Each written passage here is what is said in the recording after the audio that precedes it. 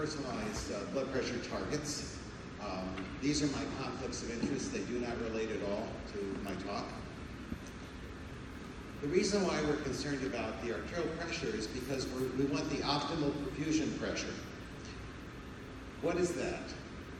The optimal perfusion pressure is that pressure in the arterial circuit and across the organ that allows the organs themselves to auto-regulate blood flow so that the blood flow to that tissue is appropriate to their metabolic demand.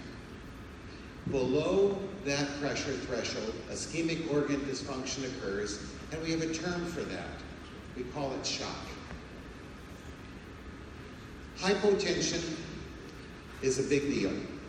When we talk about it, this was a large study from the Cleveland Clinic looking at a big database of several thousand patients, 8,000. And you can see that if you have a mean arterial pressure that is going down from 85 to 75, the odds of death go up, the odds of acute kidney injury go up, and the odds of myocardial infarction go up, but not as much.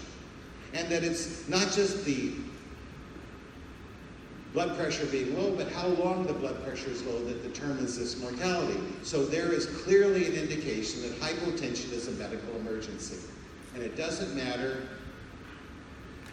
that the patient is hypertensive or wasn't before. If they're relatively hypotensive, it's a medical emergency. You have 15, 20 minutes at most to fix it before you're going to see organ dysfunction. So physiologically, we have in the arterial circuit a high input pressure, which we're going to call mean arterial pressure. And we have a high intra-organ vascular resistance, which keeps that pressure high due to arterial tone and tissue pressure. And the primary mechanism by which organs, such as the kidney, the brain, the heart, increase their blood flow is because they locally vasodilate their own resistance vessels. And because of that, flow increases passively to that organ. Within this context of mean arterial pressure, cardiac output is only important in terms of maintaining that pressure. Let me phrase it a different way. The kidney could care less what cardiac output is. The brain could care less what cardiac output is. Every organ could care less what cardiac output is. All they care about is organ perfusion pressure. But of course, you need to have an adequate cardiac output to maintain that perfusion pressure. So the rationale for defending blood pressure is it allows for this auto-regulation of blood flow. I do not have to invent septic shock to lose auto-regulation. All I need is hypotension. And the organs that need flow when they dilate up will not get an increase in flow, and I'll abolish auto-regulation. If we were to look at the arterial pressure profile over time, from the left ventricle all the way down, we would see that the arterial pressure is clearly not constant, and the resistances in the vasculature shown at the bottom of this picture here, down here, are focused on the arterioles and the precapillary sphincters. It's absolutely clear that arterial resistance is not uniform across the arterial tree. Let me rephrase that. There is no arterial resistance. What? If there was, I couldn't use a radial artery catheter to measure mean arterial pressure because the pressure in the radial artery would be less than the pressure in the aorta, and they're the same. So there is no resistance between the aorta and the radial artery. It's all one great big capacitor. The resistors are occurring downstream of that in the arterioles and precapillary sphincters. And it is that area which is causing the resistance. So with Jose Marquez, we went into the operating room, we put a flow probe on the aorta of human beings, and we stopped the IVC from flowing, and we were able to measure the arterial pressure and the aortic flow in human beings. And if you plot the two together, you would see that in this patient during cardiac surgery, if you were to extrapolate down what that pressure would go to, if it went to zero flow, you would discover that you would have an arterial pressure which is significantly higher than central venous pressure. This pressure is called the critical closing pressure of the arteries, and it's the point in which the intraluminal pressure is inadequate to resist the vasomotor tone of the arteries. The driving pressure for blood flow is therefore not the entire pressure difference between the arterial pressure and CVP, but the arterial pressure to the critical closing pressure. And this is referred to as a vascular waterfall. In a vascular waterfall, the rate at which water falls over this falls has nothing to do with how far it goes afterwards, whether it be a foot or a mile. The rate is only dependent upon the pressure above it to here. What is that pressure gradient? That pressure gradient is determining flow. And this is, by the way, a picture at Victoria Falls, and that's me. So if this is the relationship between pressure and flow, the ratio of pressure to flow is resistance for sure. And if there's an increased resistance, I need a higher pressure for the same flow. And if I have decreased resistance, I have a lower pressure for the same flow. And David Kramer in our lab many, many years ago looked at the instantaneous pressure-flow relationship with the vasculature. And what he found was different organs had not only different resistances, but different zero flow intercept points. The liver has a high resistance to flow. The kidney has a low resistance to flow. And if you think about it, this explains a lot of what we see.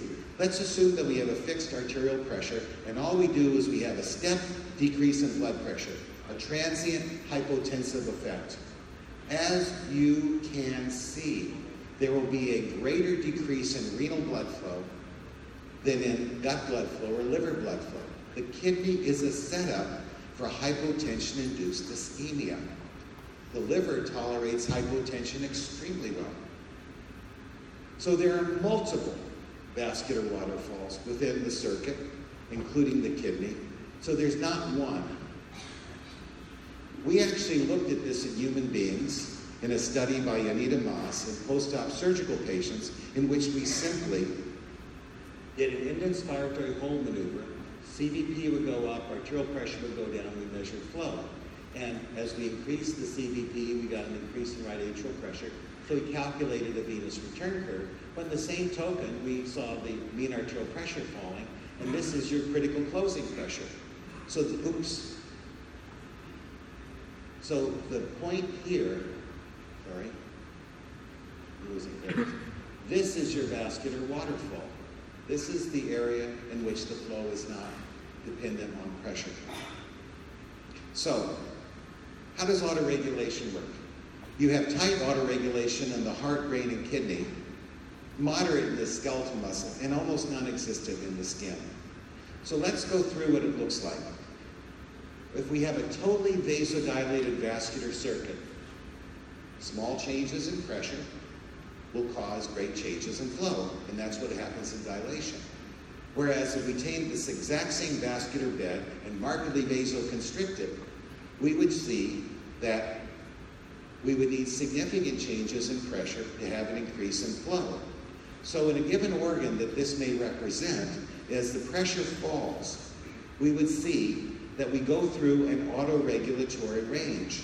And the reason that this autoregulatory range occurs is because as the pressure is falling, the organ vasodilates to maintain flow constant.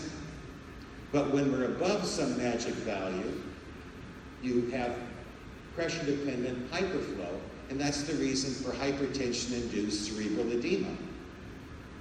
And as a critical care or a nephrology person, all you care about is that final need. You want to be above the level of autoregulatory loss. If you're above that pressure, your organ is autoregulating its blood flow and you're not in shock. That is the value you want to be above. And at that point in time, and this is Victoria Falls again, the vasculature is totally and completely dilated, and the backstream pressure is often the venous pressure behind it. So, for various organs, that backstream pressure is known. For the brain, of course, it's either CVP, intrathoracic pressure, or intracranial pressure, whichever one is higher. And of course, the mean arterial pressure has to be measured at the jaw. And if you ever deal in patients, you know your cerebral perfusion pressure is that.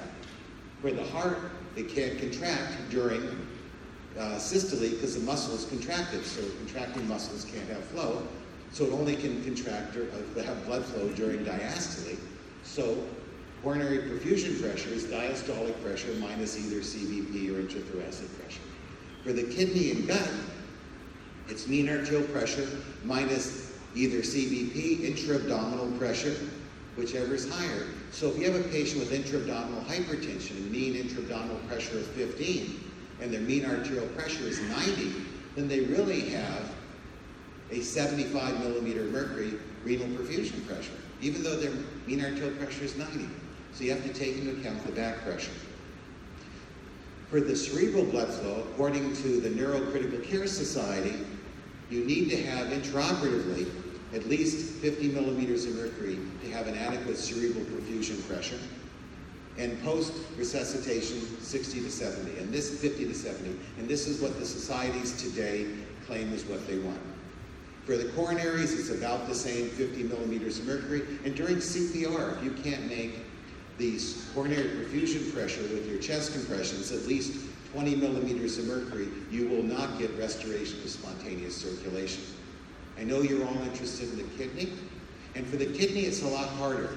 And that's because the kidney, as it increases its flow, increases its oxygen consumption, because that's what it does. It filters more filtrate and uses more oxygen. And so trying to find the optimal perfusion pressure for the kidney is problematic.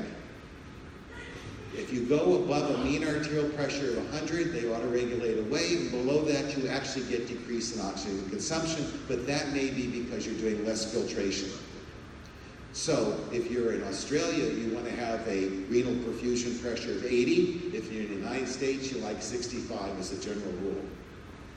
But that doesn't work either, because if we were to look, for example, at the heart of the brain, as you increase the pressure, you get to the autoregulatory range, and that's about 65 in a healthy young person.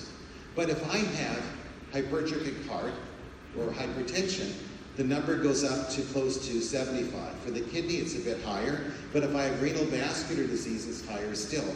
So there is no one magic mean arterial pressure, organ perfusion pressure that you can give your patient to guarantee that you're above that threshold, unless you also look simultaneously at the organ function. So when we were looking at baseline function under conditions of septic shock, what we saw was the immediate effect of septic shock was to decrease the critical closing pressure but not alter resistance. But after sustained periods of time, nitric oxide synthetase is activated and your body makes basically endogenous nitroprusside and you get vasodilation. And so when that happens, you need to give vasopressors to increase mean arterial pressure. If all you had was a decrease in your critical closing pressure, which is this initial line, just giving fluid would work, and of course you know that's true. If you have a patient who comes in septic shock, you give them fluid, their blood pressure goes up. But later on they become hypotensive again, and you give them fluid and their blood pressure doesn't go up, even though their cardiac output is, and then they need norepinephrine. So you've gone from this initial line here, which is just a loss in the critical closing pressure, which happens immediately, to then the pathological vasodilation. So the good news for us is that when we look at the various organs of the body, as David Kramer does, and look at endotoxic shock, the organs become more homogeneous. That's not good for the body, but it's good for you, because it means you can target more as constant mean arterial pressure and be able to see all the organs perfusing better and together. Well, with John Kellum and Ronaldo Malomo back when they were very young, we did a study in our lab in which we looked at renal blood flow in dogs, and then we gave them norepinephrine. And when you gave them norepinephrine for the same mean arterial pressure, renal blood flow fell. So I would tell you, don't give a normal person norepinephrine, it's not good for the kidney. But we then induced endotoxic shock, and as you can see, there was a parallel shift of the renal pressure-flow relationship, and the pressure was low and the flow was down. In the setting of endotoxic shock, when you then gave norepinephrine, flow increased to the kidney without any change in vasoconstriction. These are the data that allow you to give norepinephrine to patients in septic shock to increase renal blood flow, because otherwise you would just be vasoconstricting the vasculature and decreasing flow. So it's a good place to be in the vascular waterfall.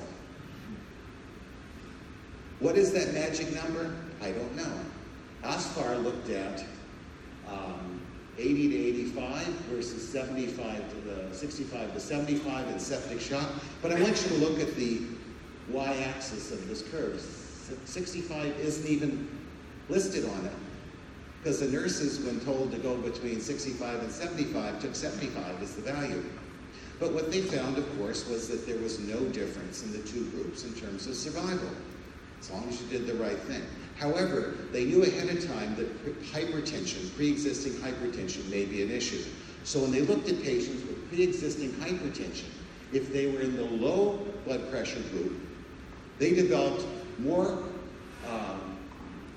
doubling of creatinine and a greater need for dialysis.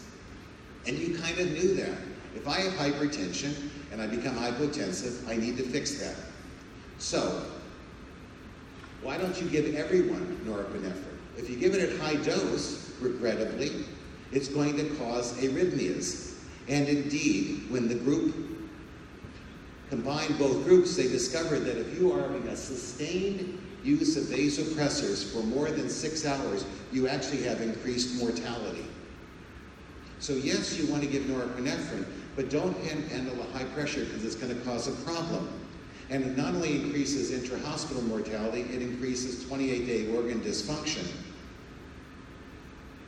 And the magic point is the older you are, the more likely you are to get into trouble with having that high blood pressure. And the magic number for this is 55, and I'll admit to you right now, I'm over 55. So if I'm in the ICU in septic shock, and I am not a hypertensive patient, please don't give me a lot of norepinephrine to keep my blood pressure really high. So let me summarize what I just said. Perfusion pressure is the primary dependent of organ blood flow below the autoregulatory range, above and below. Within the autoregulatory range, it doesn't matter. But if you're hypotensive, you're below the autoregulatory range, and it's a big deal. Perfusion pressure is not mean arterial pressure. Do not think that. You have to be able to know what the back pressure is and take it into account. For the kidney, it's going to be intra-abdominal pressure or CVP, whichever is higher. Autoregulation is blunted in many disease states, such as sepsis, vascular disease, and hypertrophy. What do?